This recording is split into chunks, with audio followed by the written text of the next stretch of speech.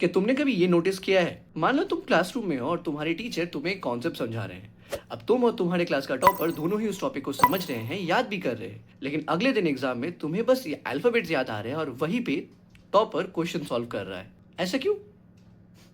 Let's talk about it. मान लो school में तुमने ये फॉर्मूला पढ़ा, F=m×a, लेकिन तुमने समझा नहीं यहाँ पे हुआ क्या। एक्चुअली तुमने ये फॉर्मूला नहीं बल्कि लेटर्स याद किए हैं, और जो तुम्हारा टॉपर दोस्त है उसने फॉर्मूलाज को इन डेप्थ समझा है। उसने ये समझा है कि इस फॉर्मूला में F=टू फोर्स होता है, m=टू मास होता है और a=टू एक्सेलरेशन होता है।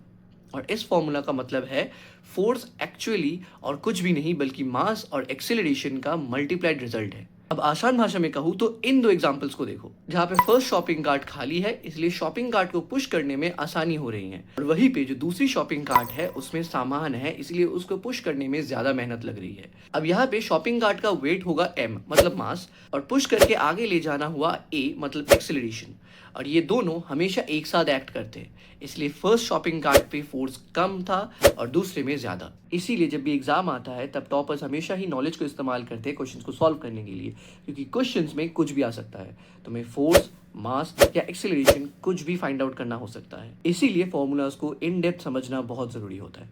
तो ये था एक छोटा सा वीडियो, क्यों understanding is greater than memorisation. और अगर वीडियो अच्छी लगी तो लाइक करो, अपने दोस्तों के साथ शेयर करो।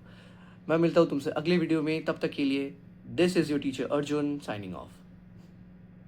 Keep learning.